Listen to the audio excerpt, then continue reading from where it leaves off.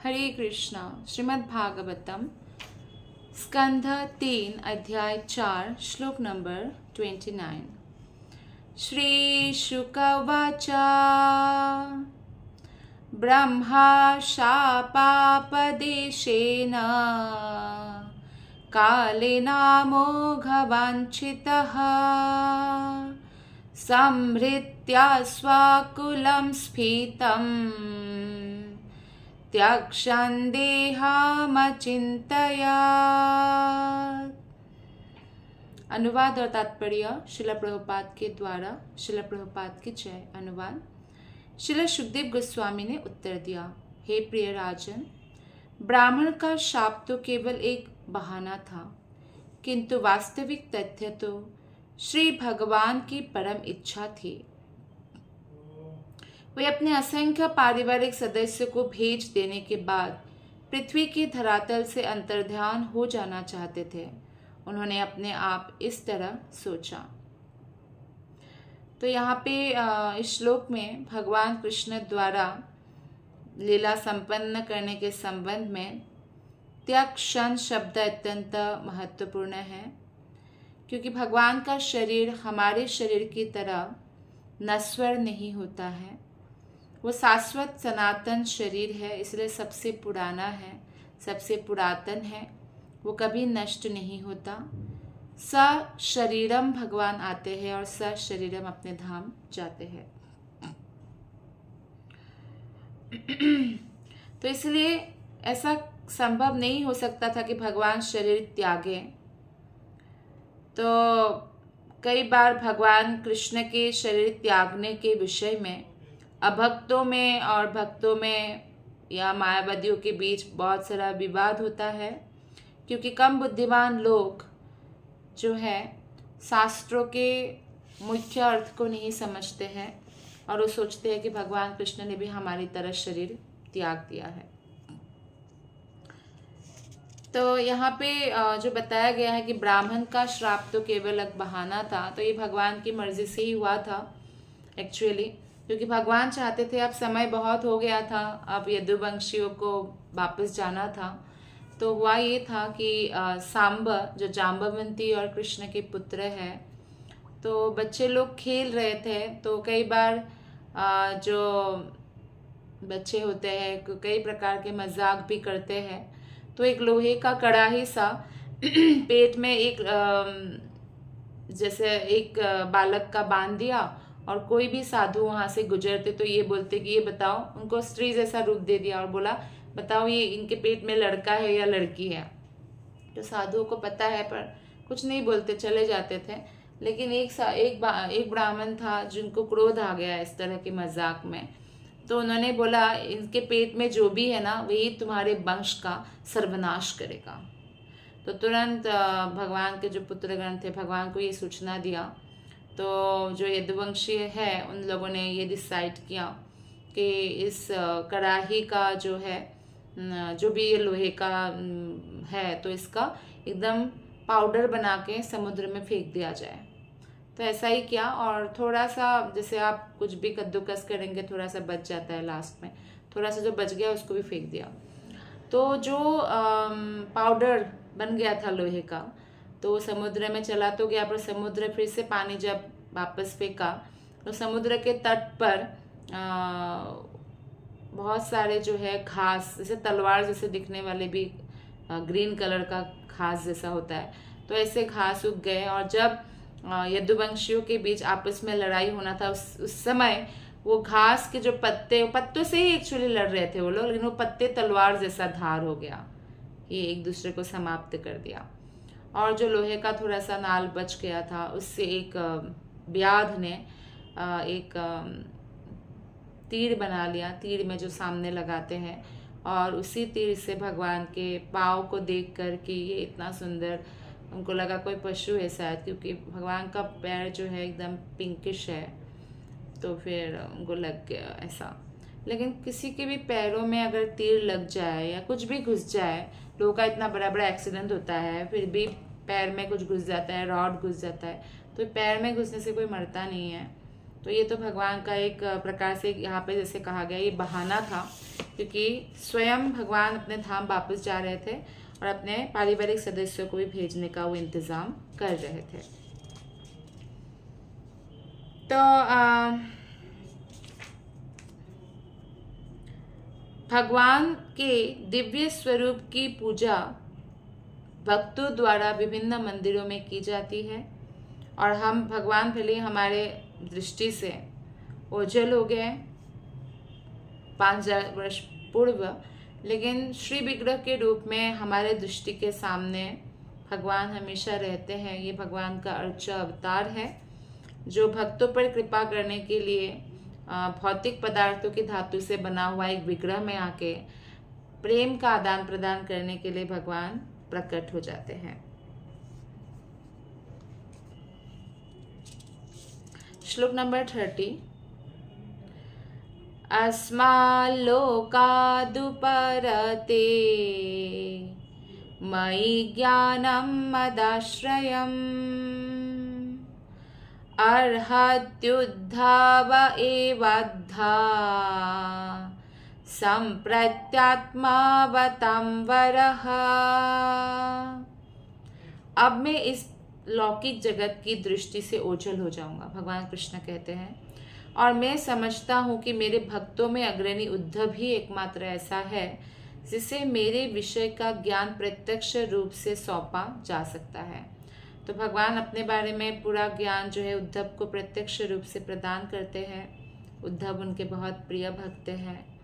तो इस श्लोक में ज्ञानम मद आश्रयम जो बोला गया है बहुत महत्वपूर्ण है। श्रील प्रभुपाद जी बताते हैं कि दिव्य ज्ञान के 3 विभाग हैं। एक तो है निर्विशेष ब्रह्म का ज्ञान यानी निराकार ब्रह्म ज्योति का ज्ञान, दूसरा परमात्मा के ज्ञान जो सब जगह रहते हैं परमात्मा, और तथा भगवान कृष्ण के व्यक्तित्व का ज्ञान। ये 3 प्रकार का आध्यात्मिक ज्ञान है। इसके अलावा भौतिक ज्ञान है जो भौतिक जगत के बारे में है, और बहुत सारा भौतिक ज्ञान, और कोई भी ऐसा विषय नहीं छोड़ा है वेदों में भौतिक ज्ञान के बारे में। लेकिन भौतिक ज्ञान को फिर भी अविद्या कहा गया है क्योंकि वो जन्म मृत्यु के चक्र से किसी व्यक्ति को बाहर नहीं निकाल सकता, लेकिन आध्यात्मिक ज्ञान निकाल सकता है। और आध्यात्मिक ज्ञान में भी प्रकार है। कई लोग निराकार ब्रह्म ज्योति का ज्ञान प्राप्त करके उसमें विलीन होना चाहते हैं, कोई सर्वव्यापक परमात्मा का ज्ञान प्राप्त करना चाहते हैं, और कोई स्वयं भगवान श्री कृष्ण का। तो ये विशिष्ट ज्ञान शुद्ध भक्तिमय सेवा द्वारा ही प्राप्त किया जा सकता है। अन्य किसी साधन द्वारा हम कृष्ण को नहीं जान सकते। जैसा कि भगवत गीता में 18वें अध्याय में 55 श्लोक में बताया गया है, भक्त्या माम अभिजानाति यावन यच्छास्मि तत्त्वतः। एकमात्र भक्तिमय सेवा में लगे व्यक्ति ही श्री भगवान की दिव्य स्थिति को ठीक से जान सकते हैं। उद्धव उस काल के भक्तों में सर्वश्रेष्ठ माने जाते थे, अतएव भगवत कृपा से उन्हीं को सीधा सीधा कृष्ण से उपदेश मिला। और उद्धव क्यों ऐसा ज्ञान देके क्यों जा रहे थे? इसलिए जा रहे थे कि ताकि उद्धव को दिया हुआ जो प्रत्यक्ष ज्ञान है जो कृष्ण ने स्वयं दिया है, उससे सारा जगत इस ज्ञान का लाभ उठा सके।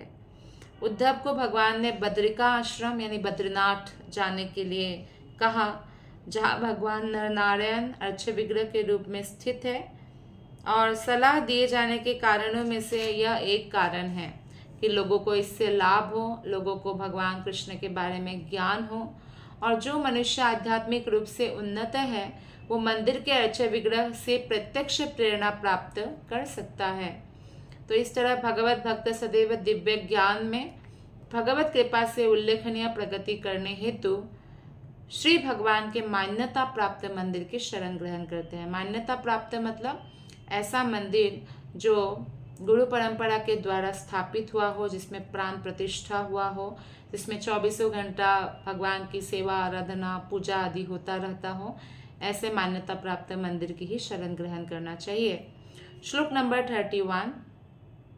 नोद्धवोन्वापि मन्युनो यद्गुणैर्नार्दितः प्रभुः अतो मद्वायुनं लोकं ग्राहयन्नीह तिष्ठतु। उद्धव किसी भी तरह मुझसे घटकर नहीं है, क्योंकि वह प्रकृति के गुणों द्वारा कभी भी प्रभावित नहीं हुआ है। अतएव श्री भगवान के विशिष्ट ज्ञान का प्रसार करने हेतु वो इस जगत में रहे। तो भगवान कितना अधिक भक्तों को प्रेम करते हैं। भगवान ये भी कहते हैं मद भक्त पूजाभ्याधिकः, मतलब मेरे से भी ज़्यादा अधिक पूजा मेरे भक्त का होना चाहिए। इतना ज़्यादा प्रेम है कृष्ण का। बोलते हैं उद्धव किसी भी तरह मुझसे घटकर नहीं है। हालांकि कृष्ण के समान कोई नहीं हो सकता, लेकिन कृष्ण उनको अपना समान बना लेते हैं शुद्ध भक्त को, क्योंकि वो प्रकृति के गुणों द्वारा कभी भी प्रभावित नहीं हुआ है उद्धव। अतएव श्री भगवान के विशिष्ट ज्ञान के प्रसार हेतु यानी प्रचार करने के योग्य वो व्यक्ति है जो तीनों गुणों से परे है, और जो प्रचार करते हैं भगवान के बारे में वो कृष्ण को अत्यंत प्रिय होते हैं। क्यों? क्योंकि वो अनेकों आत्माओं का उद्धार का कारण बनते हैं जन्म मृत्यु के चक्र से। तो इसलिए उद्धव को केवल इस जगत में छोड़कर गए और बोला कि वो इस जगत में रहे ज्ञान का प्रसार करने हेतु। श्री भगवान का प्रतिनिधि बनने हेतु जिस विशिष्ट योग्यता की आवश्यक होती है, श्रील प्रभुपाद जी कहते हैं वो क्या है? प्रकृति के गुणों से अप्रभावित रहना। इस श्लोक में ये स्पष्ट होता है, क्योंकि कृष्ण ही कहते हैं कि उद्धव भी प्रचार कर सकता है, क्योंकि वो प्रकृति के तीनों गुणों से परे है। और जब हम प्रकृति के तीनों गुणों में रह के प्रचार करते हैं तो भी हम धीरे धीरे प्रचार के माध्यम से ही पवित्र होते हैं। क्योंकि जब हम किसी को बोले कि आप ऐसा करो तो फिर हम भी उसे फॉलो करते हैं, है ना। तो इसलिए प्रचार जब आप प्रामाणिक गुरु के अधीन होकर करते हैं, उनकी आज्ञा से करते हैं, तो कृष्ण की आज्ञा के समान ही वो प्रभावशाली होता है। तो इसलिए प्रकृति के गुणों से प्रभावित रहना विशिष्ट योग्यता है। भौतिक जगत में मनुष्य की सर्वोच्च योग्यता क्या है? ब्राह्मण बनना। ब्राह्मण बनना मतलब एटलीस्ट वो सतोगुण में स्थित होना पड़ेगा हर मनुष्य को। तो इसलिए केवल सतोगुण में अगर कोई स्थित है उससे ही भगवान के प्रतिनिधि बनना पर्याप्त नहीं है, क्योंकि सत्वगुण को भी क्रॉस करना होता है। तब शुद्ध सत्वगुण में व्यक्ति जब स्थित होता है तब भगवान के प्रति शुद्ध प्रेमा भक्ति डेवलप कर पाता है। तो मनुष्य को सत्वगुण को भी लांग कर शुद्ध सत्व में स्थित होना पड़ता है। जैसे कि भगवत गीता में भी कृष्ण अर्जुन से कहते हैं, हे अर्जुन, इन तीनों गुणों से ऊपर उठो। रजोगुण तमोगुण तो बहुत खराब है, भक्ति में बहुत बड़ी बाधा है, लेकिन सत्वगुण भक्ति में सहायक होता है। तो सत्वगुण को भी हमें क्रॉस करना होगा और शुद्ध सत्व में स्थित होना होगा। दिव्य योग्यता की अवस्था शुद्ध सत्व या वसुदेव कहलाती है, और इस अवस्था में इस विज्ञान की अनुभूति की जा सकती है, बहुत सारा रियलाइजेशन होता है। इस तरह भगवान भौतिक प्रकृति के गुणों से प्रभावित नहीं होते, उसी तरह भगवान का शुद्ध भक्त भी प्रकृति के गुणों से प्रभावित नहीं होता है। तो इसलिए भगवान को अगर प्राप्त करना है तो ये पहला योग्यता है कि हर व्यक्ति को गोस्वामी बनना चाहिए। अपने गो मतलब इंद्रियों के ऊपर कंट्रोल होना चाहिए और इंद्रियों को भगवान की सेवा में पूरी तरह से लगा देना चाहिए। श्रील प्रभुपाद जी 31 श्लोक के तात्पर्य पर भक्ति रसामृत सिंधु से एक श्लोक कोट करते हैं। भक्ति रसामृत सिंधु के ये 1.2.183 श्लोक है। विहायस्या हरिर्दास्ये कर्मणा मनसा गिरा निखिला स्वाप्यवस्थासु जीवन मुक्तः स उच्यते। जो कोई भी अपने कार्य, मन तथा वाणी से एकमात्र भगवान की दिव्य प्रेममय सेवा के लिए जीता है, वो निश्चय ही मुक्तात्मा है, भले ही वो इस जगत की भौतिक अवस्था में रहता प्रतीत होता हो। तो जो व्यक्ति मन से, वचन से और कर्म से भगवान की, कृष्ण की प्रेममय सेवा में लगा रहता है, उसको मुक्तात्मा कहा गया है। ऐसा लग सकता है ये तो भौतिक जगत में है, इसने भी शादी की, इसने बच्चे पैदा किए, भी नौकरी चाकरी कर रहा है, लेकिन अगर वो भगवान की सेवा में मन, वचन और कर्म से संलग्न है तो उनको मुक्तात्मा समझना चाहिए। तो उद्धव मुक्तात्मा है। उद्धव मुक्तात्मा में और भगवान के वास्तविक प्रतिनिधि बनने लायक है। तो ऐसा भगवत भक्त भौतिक शक्ति से, भौतिक बुद्धि से या वैराग्य से कभी प्रभावित नहीं होता। जैसा कि कई लोग बहुत सारा वैराग्य करते हैं। जैसे एक बार चैतन्य महाप्रभु के कीर्तन में एक ब्रह्मचारी आया जो 15 साल से केवल थोड़ा सा दूध पी के जिंदा था। फिर भी चैतन्य महाप्रभु ने उनकी कोई तारीफ नहीं किया, क्योंकि ऐसे वैराग्य जिस वैराग्य का भगवान की भक्ति से लेना देना नहीं है, तो वो वैराग्य के प्रति भक्त आकर्षित नहीं होते। तो भगवान का ऐसा भक्त भौतिक प्रकृति के समस्त आघातों को सह सकता है। आप देखिए, कई बार लोग सोचते हैं अच्छा भक्त बन गए तो भौतिक प्रकृति का कोई आघात नहीं होगा। जैसे मान लीजिए भूकंप आया तो उनको भूकंप महसूस नहीं होगा क्या? होगा। भौतिक जगत है तो यहाँ पे बहुत सारे आघात मन को लगेगा या शरीर को बीमारी लगेगी, लेकिन एक शुद्ध भक्त इन सब आघातों को सहन करके भी भगवान की सेवा में लगे रह सकता है, और इसलिए वो गोस्वामी कहलाता है। ऐसे गोस्वामी ही भगवान के दिव्य प्रेममय संबंधों के रहस्यों में प्रवेश पा सकते हैं। श्लोक नंबर 32।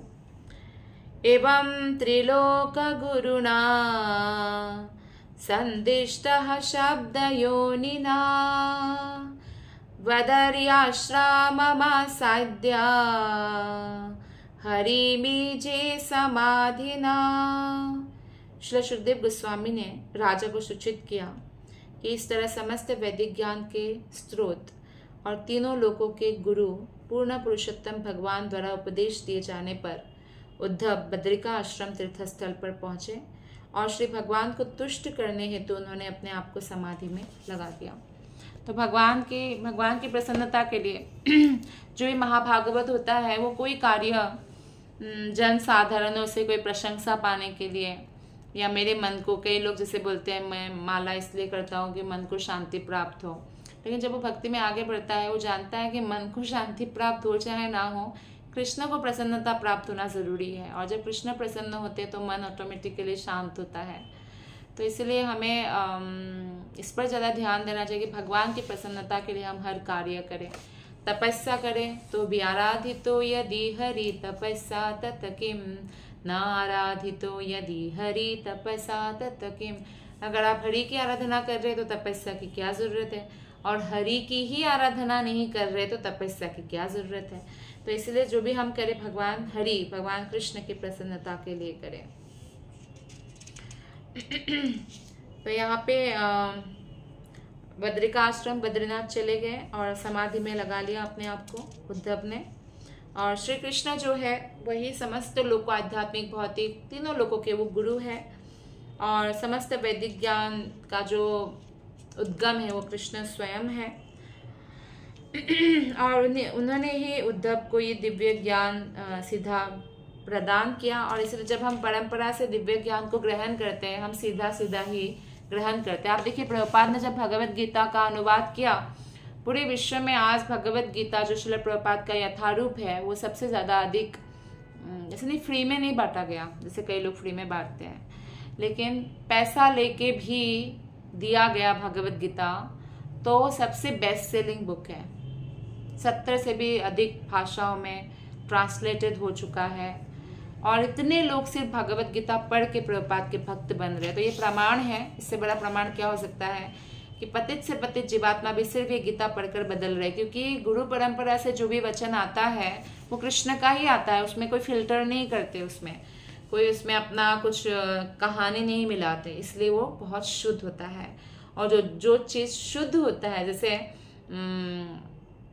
अभी मैंने किसी एक माता जी को मैंने बोला, वो 60 अबोव है, तो काफ़ी भारी जो 20 लीटर का पानी का बोतल है वो उठा रही थी, तो मैंने बोला आप मत उठाइए, कमर में दर्द हो जाएगा, कुछ हो जाएगा, इतना नहीं उठाना चाहिए।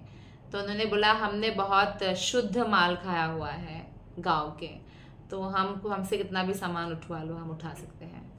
मतलब हमारी तरह नहीं है जो शहर में रह के केमिकल और इन सब चीज़ों से जो शुद्ध नहीं है माल, या दूध पैकेट वाला इससे आपको शक्ति नहीं मिलती है। लेकिन अगर आप जब ओरिजिनल चीज़ें खाते हैं बिना केमिकल के बिना उसके, तो उसमें शुद्धता होती है, इससे आपके शरीर को भी बहुत पौष्टिकता प्राप्त होती है। तो ये एक एग्जाम्पल है।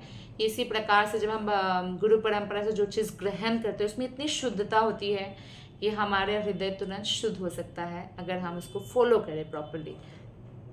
तो इसलिए ये बहुत बड़ा उदाहरण है कि भगवत गीता भगवान ने जो अर्जुन को दिया ये पूरे विश्व के लिए दिया, कोई सिर्फ भारत के लोगों के लिए नहीं है। और इसलिए पूरे विश्व में श्रील प्रभुपाद ने प्रचार प्रसार किया और विश्व के मनुष्य का हृदय परिवर्तन हुआ है। तो यहाँ पे श्रील प्रभुपाद जी एक बात बताते हैं कि जो लोग वेदों के वचनों के प्रति आसक्त रहते हैं वे भी इस श्लोक से ये जान सकते हैं कि भगवान ही समस्त वैदिक ज्ञान के स्रोत है। लोग बोलते नहीं मनुष्य ने लिखा है ये ग्रंथ, भगवान से सीधा आया है ये ग्रंथ। तो इसलिए ब्रह्म संहिता का कथन है कि वेदों से भगवान को समझ पाना अत्यंत कठिन है, लेकिन अगर उद्धव जैसे शुद्ध भक्त के प्रति हम शरणागत हो जाए या इस समय जो गुरु परंपरा में हमारे जो आचार्यगण हैं, गुरुगण हैं, उनके आश्रित हो जाए तो हम भगवान के बारे में समझ सकते हैं। श्री भगवान ने बद्रिका आश्रम में रहने वाले महर्षियों पर कृपा करके और उन पर कृपा करने के लिए उद्धव को वहाँ जाने के लिए बोला, उद्धव को अपना प्रतिनिधि अधिकृत किया। तो ऐसा अधिकार प्राप्त के बिना ना कोई व्यक्ति भगवत भक्ति को समझ सकता है, ना ही उपदेश दे सकता है। इसलिए कहा जाता है कि जो गुरु परंपरा में नहीं है उनसे आप भागवत श्रवण ना करें, क्योंकि इससे क्या होगा, इससे आपके हृदय में भक्ति में कोई प्रगति नहीं होगा। तो इसलिए ऐसे अधिकृत व्यक्ति से ही करे जो गुरु परंपरा में दीक्षित है। देखिए, दीक्षा लेना परंपरा में बहुत ज़रूरत है, बहुत ज़रूरी है। चैतन्य चरितामृत में कहा गया है, दीक्षा काले भक्त करे आत्मसमर्पण, সেই काले कृष्ण तारे करे आत्मसम।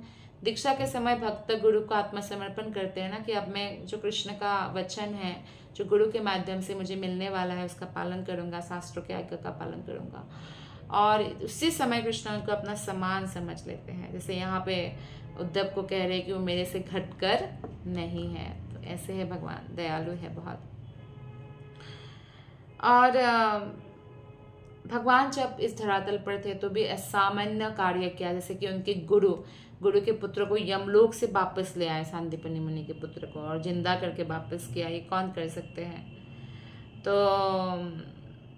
इसलिए उद्धव को जब ये संदेश बद्रिका आश्रम ले जाने के लिए कृष्ण ने बोला, उस तीर्थस्थल के ऋषियों पर तो उन्होंने कृपा किया ही, बल्कि नरनारायण के जो अच्छे विग्रह है विशेष रूप से उद्धव को नियुक्त किया गया। और ऐसा संदेश वेदों के पृष्ठों में वर्णित ज्ञान की अपेक्षा अधिक गुह्य रहा होगा।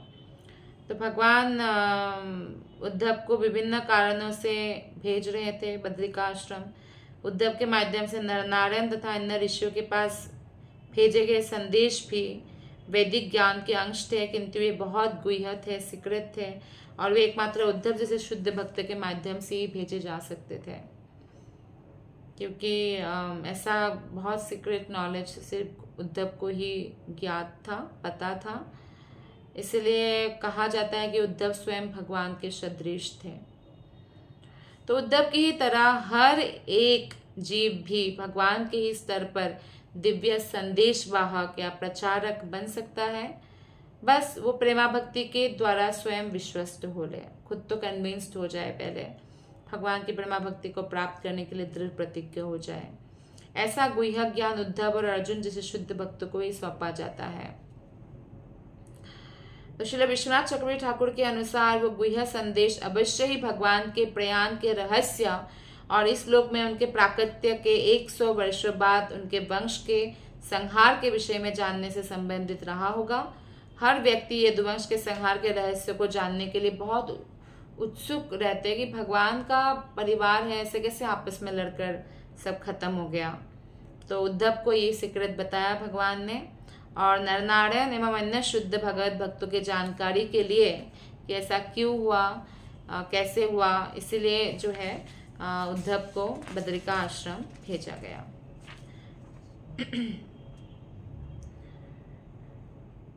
और श्लोक नंबर 33, विदुरोऽप्युद्धवाश्चुत्वा कृष्णस्य परमात्मनः क्रीडायोपात्तदेहस्य कर्मणि श्लाघितानि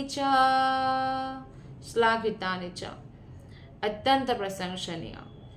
अनुवाद तात्पर्य श्रील प्रभुपाद के द्वारा। श्रील प्रभुपाद की जय। विदुर ने उद्धव से इस मर्त्यलोक में परमात्मा अर्थात भगवान श्री कृष्ण के आविर्भाव और तिरोधान के विषय में सुना, जिसे महर्षिगण बड़ी ही लगन के साथ जानना चाहते हैं। तो विदुर ने भी सुना और कृष्ण के आविर्भाव और तिरोधान के विषय में क्योंकि भगवान का आविर्भाव प्रकट होना या अप्रकट होना दोनों ही बहुत बड़ा रहस्य है और बहुत ऑस्पिशियस है उसका श्रवण करना।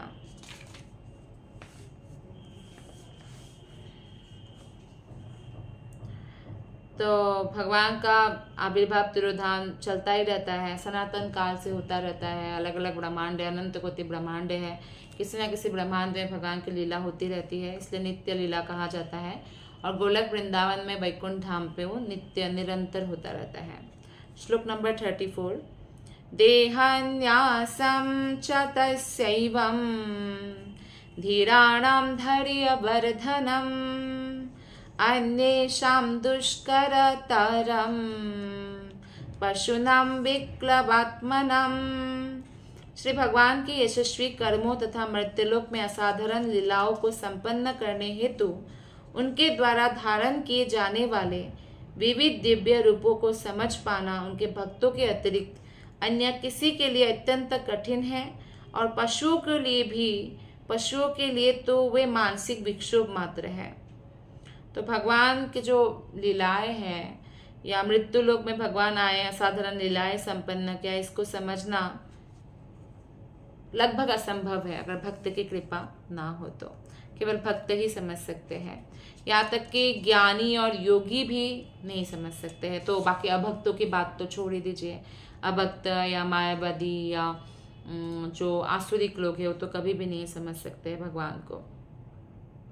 जो पशु की तरह जीवन जीते हैं, केवल खाना पीना सोना और मैथुन करना, यही सब में जब समय बिताते हैं और भक्ति के लिए कोई प्रयत्न नहीं करते हैं और हमेशा भौतिक भोग की चिंता करते रहते हैं, इसीलिए कठिन श्रम करते हैं, वो भगवान के जन्म कर्म भगवान के असामान्य लीलाओं को कभी भी नहीं समझ सकते हैं।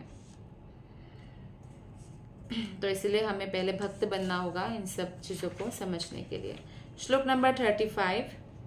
आत्मानं च कुरु श्रेष्ठा कृष्णेन मनसेक्षितं ध्यायन् गते भागवते रुरोद प्रेम विह्वलः। यह सुनकर कि इस जगत को छोड़ते समय भगवान श्री कृष्ण ने उनका स्मरण किया, विदुर प्रेम भाव से अभिभूत होकर जोर जोर से रो पड़े। विदुर के हृदय में कृष्ण के लिए बहुत प्रेम है और जब उद्धव के मुख से उन्होंने सुना कि कृष्ण जब अपने लीला समापन कर रहे थे तो विदुर को स्मरण किया, तो ये सुनते ही प्रेम भाव से अभिभूत हो गए और जोर जोर से रो पड़े। वो अपने आप को रोक नहीं पाए। जबकि विदुर बहुत ही हम्बल डिवोटी है, विनम्र भक्त है और वो अपने आप को बहुत नगण्य मानते थे, फिर भी भगवान ने अपने अहेतु की कृपावश उनका स्मरण किया। विदुर ने ऐसे महान कृपा के रूप में स्वीकार किया और इसलिए वे खूब रो पड़े। ऐसा रोना भक्ति मार्ग के अग्रसर होने का अंतिम संकेत है। जो व्यक्ति प्रेमवश भगवान के लिए रो सकता है वो भक्तिमय सेवा के मार्ग में निश्चय ही सफल है। तो प्रेम, कृष्ण के प्रति प्रेम के कारण रोना, ये मतलब हमें कोई ऐसे जबरदस्ती रोने की जरूरत नहीं है।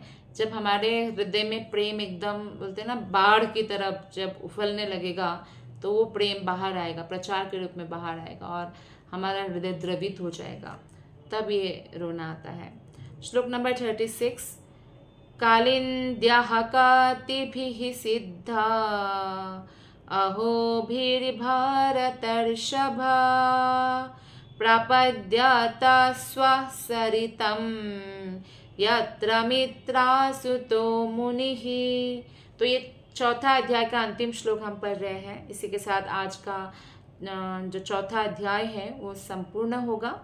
यमुना नदी के तट पर कुछ दिन बिताने के बाद स्वरूप सिद्ध आत्मा विदुर गंगा नदी के तट पर पहुंचे, जहाँ श्री मैत्रेय मुनि विद्यमान थे, क्योंकि उद्धव ने कहा था उनको कि मैत्रेय मुनि ने भी भगवान से ये संदेश प्राप्त किया है। तो आप मैत्रेय मुनि के पास जाइए। तो यमुना के तट पर कुछ समय बिताया, क्योंकि उद्धव से यमुना तट पर मिले थे, तो यमुना तट पर बिताने के बाद वो फिर गंगा के नदी के तट पर पहुंचे ताकि मैत्रेय मुनि से मिल सके। और अगला अध्याय जो हम प्रारंभ करेंगे श्री मैत्रेय मुनि से विदुर की वार्ता, वो और भी बहुत मधुर है। बहुत सारा ज्ञान जो है मैत्रेय मुनि शेयर करते हैं विदुर के साथ। तो इस प्रकार आज श्रीमद् भागवतम के तृतीय स्कंध के अंतर्गत विदुर का श्री मैत्रेय मुनि के पास जाना नामक चौथे अध्याय के भक्ति वेदांत तात्पर्य पूर्ण हुए। आप सबका बहुत बहुत धन्यवाद। हरे कृष्णा।